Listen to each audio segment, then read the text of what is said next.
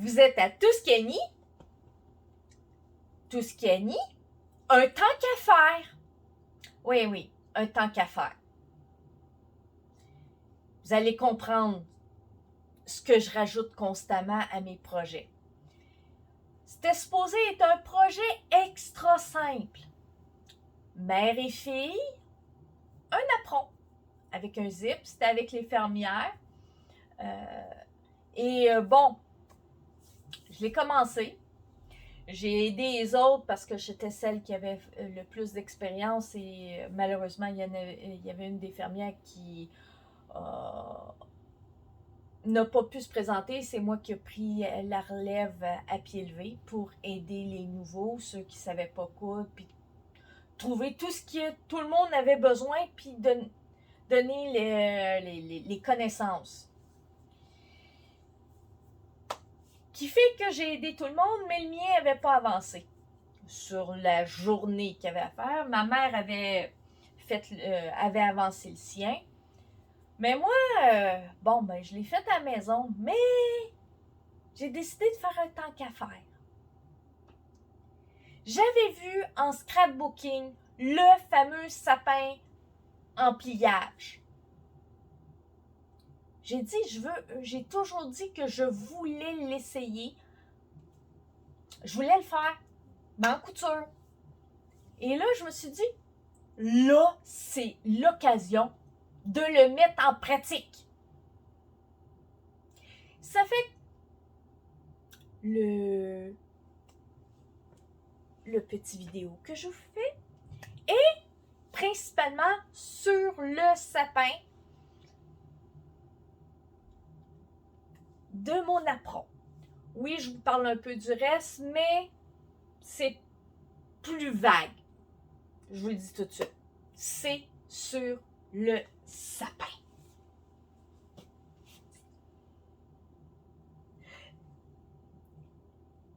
Et je le trouve magnifique. Ça fait que je vous le présente. Et maintenant, à la machine à coudre. Pour faire le sapin, ça prend la hauteur qu'on veut l'avoir fini.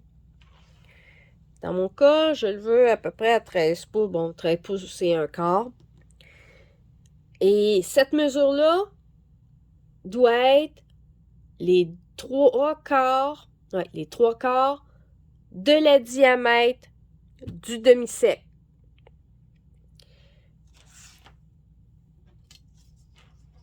Qui fait que dans mon cas, c'est à peu près 9 pouces et le rayon. Ouais. 9 pouces et le rayon. Et 13 pouces et à peu près un quart, là. Ou un 3 huitièmes. Et les 3 quarts du diamètre du cercle.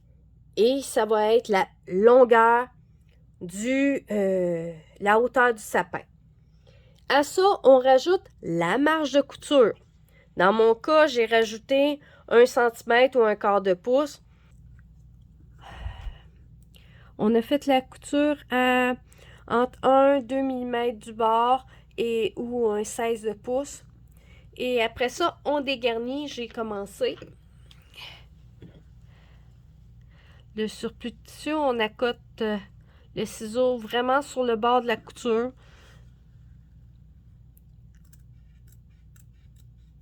Et voilà.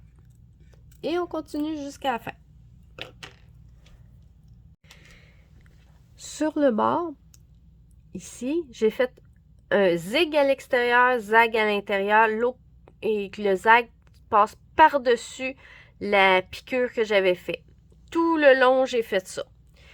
Oui, l'autre zigzag, c'est plus pour donner de la texture et que ça soit plus aussi uniforme le rebord et donner une impression de neige parce que c'est un sapin que je veux qu'il soit...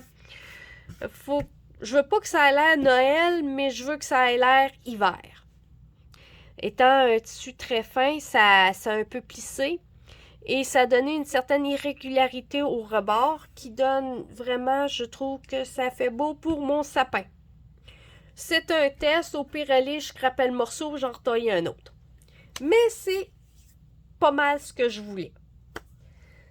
Maintenant, il reste à le repasser dans sa forme finale. À la mesure que je disais la hauteur du sapin, j'avais fait une marque, j'ai fait un trait à 90 degrés et ça sera le premier pli que je vais faire.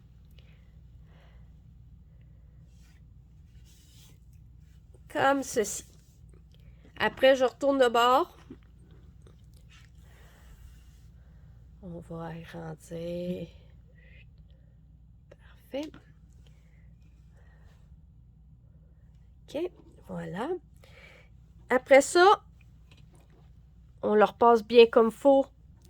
Après ça, on le replie qui arrive sur le bord ici. On le repasse comme ça. Et on le repasse une dernière fois de cette manière-ci. Et ça arrive parfaitement. Et je suis très contente du résultat. Je vais fort probable y rajouter par exemple un panneau ici qui ait le demi-cercle, qui ait le même rayon que le tissu, mais qui arrive droit ici et qui continue, qui prolonge le sapin pour qu'il soit symétrique dans le bas. C'est tout ce que je vais y rajouter. Pour avoir le même diamètre, je l'ai mis sur le tissu en question. J'ai fait des traits ici, un trait ici que j'ai prolongé. J'ai pris la distance de la pointe en bas et je l'ai reporté de ce côté-ci et j'ai fait un demi-cercle. Et à ça, je rajoute une petite marge de couture, comme de raison.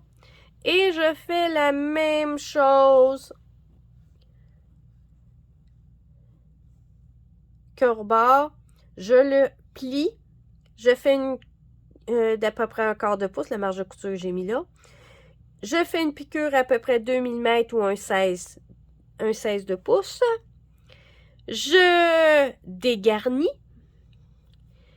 Et après, je repasse un zigzag comme ça. Puis je vais passer un zigzag comme ce qui est ici pour donner l'irrégularité à mon section de cercle. Je taille ça et je vous montre à la fin. Voici de quoi a l'air mon sapin. Oui, le dessous est un petit peu plus long parce que quand je vais le piquer, avoir un peu plus de matériel. Et après, je ferai comme le bord ici. Une fois que j'aurai fait une couture droite sur le bord, je vais clipper le surplus. Et là, il me reste juste à le fixer au tissu final. Bon, ben, il est arrivé un petit incident. Il y a une partie de la vidéo, j'ai oublié de la faire et comme tout est monté, je vous fais un échantillon avec ben des couleurs bien contrastantes. Ça, c'est le morceau rapporté qui fait que les deux côtés du sapin tombent égales. Ça, c'est la partie du sapin avec les plis. On imagine ça. Et là, je le fixe sur le tissu principal. Comme je vais l'épingler comme il faut. Et là, je vais faire une petite piqûre à 1 mm de ma ligne qui est ici et qui va tomber à peu près à 1 mm aussi sur le pli qui est ici. Je vous fais ça tout de suite. Comme vous voyez, la couture a été faite. Maintenant, je dégarnis. J'enlève le plus proche possible de la couture et ici aussi, la seule chose, je ne coupe pas mon tissu du sapin plié. Avec, comme ça.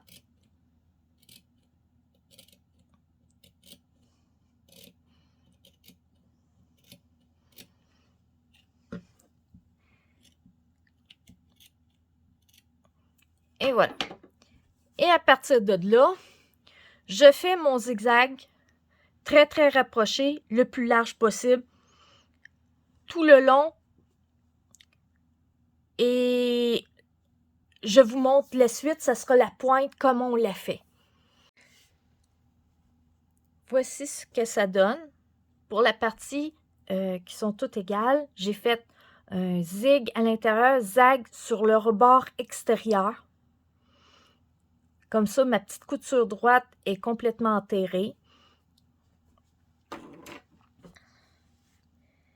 Et je vous envoie aux explications de la pointe du sapin qui est un peu particulière. J'ai fait le zigzag ici, de chaque côté. J'ai été d'un côté, j'ai été jusqu'au ici. Et à partir, dès que mon zigzag a touché les deux côtés, j'ai commencé à rapetisser graduellement.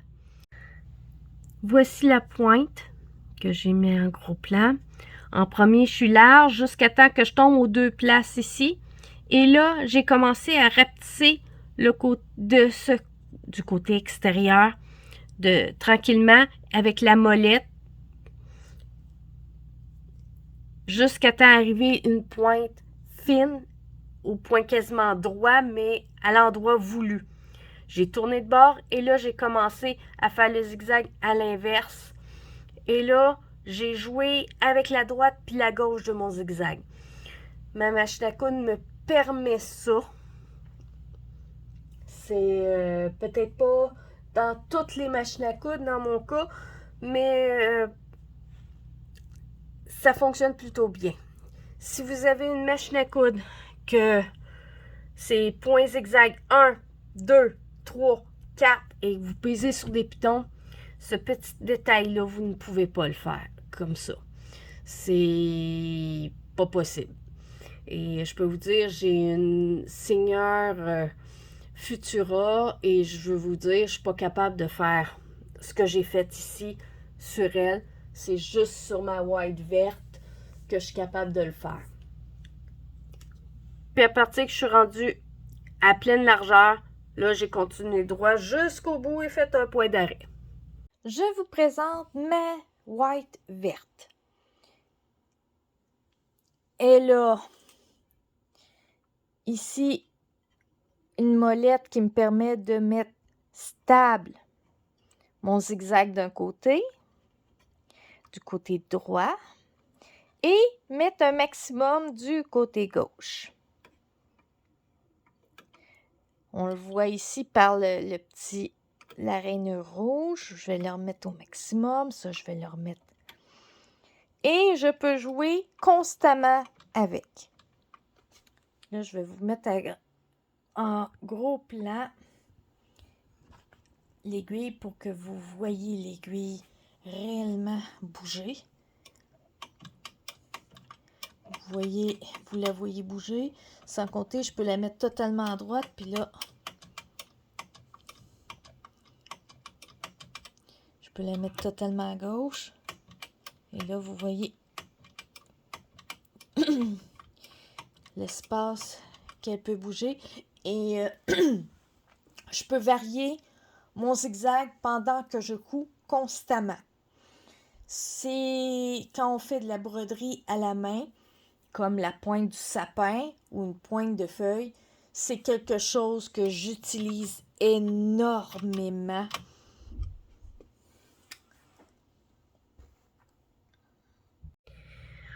Maintenant, je suis rendue, je veux mettre en dessous une petite épaisseur.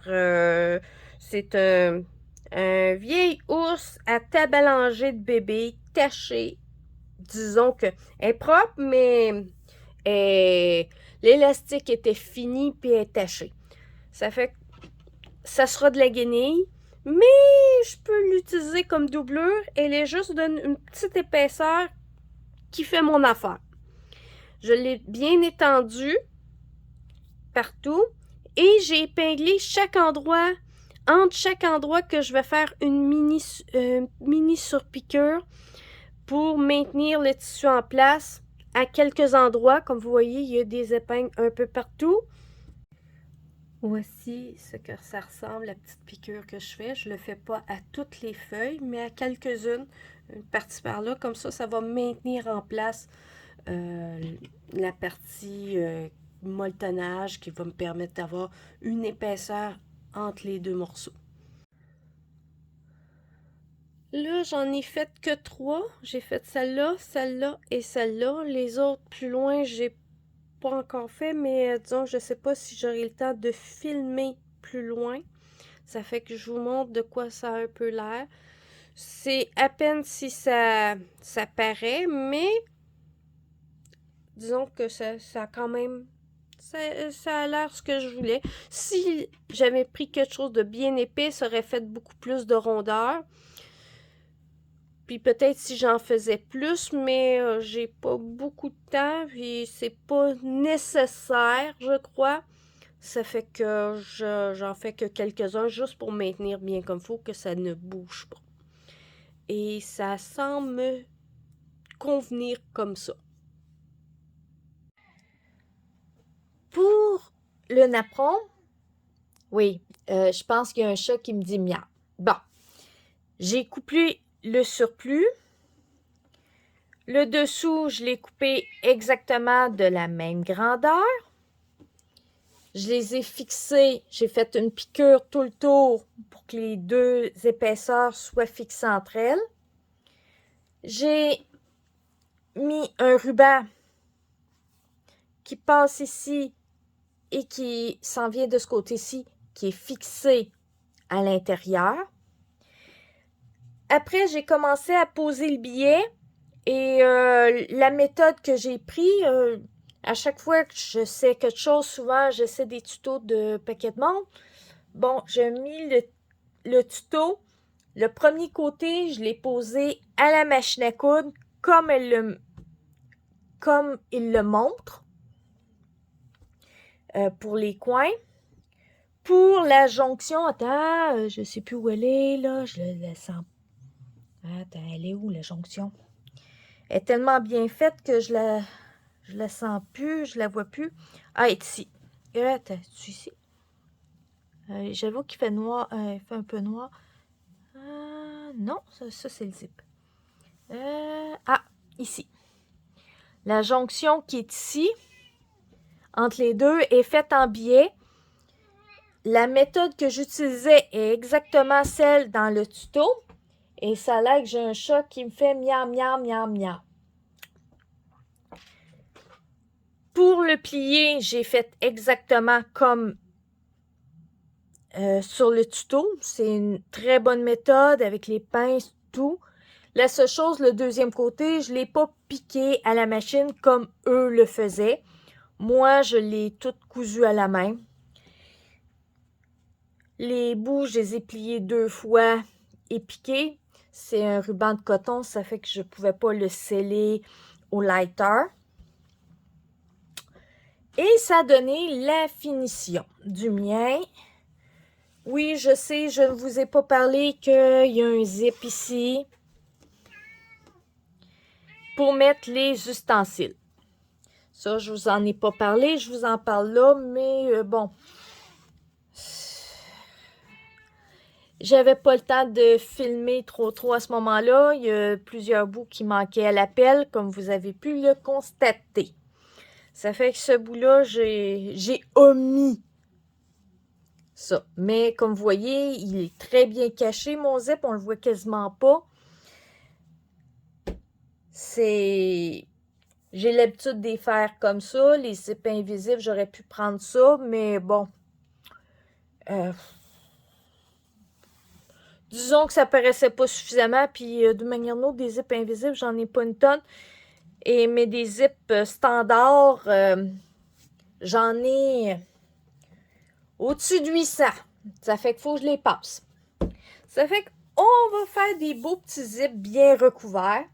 Ceci était le mien. Oups. Ceci est le mien. Et ma mère en a fait un. Elle aussi. Elle aussi, elle a cousu la première partie à la machine à coudre. Elle a fait le joint, je sais pas si on le voit ici, en diagonale.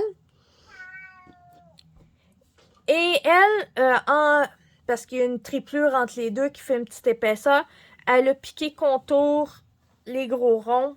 Elle a fait des piqûres en rond pour maintenir le tissu entre les deux.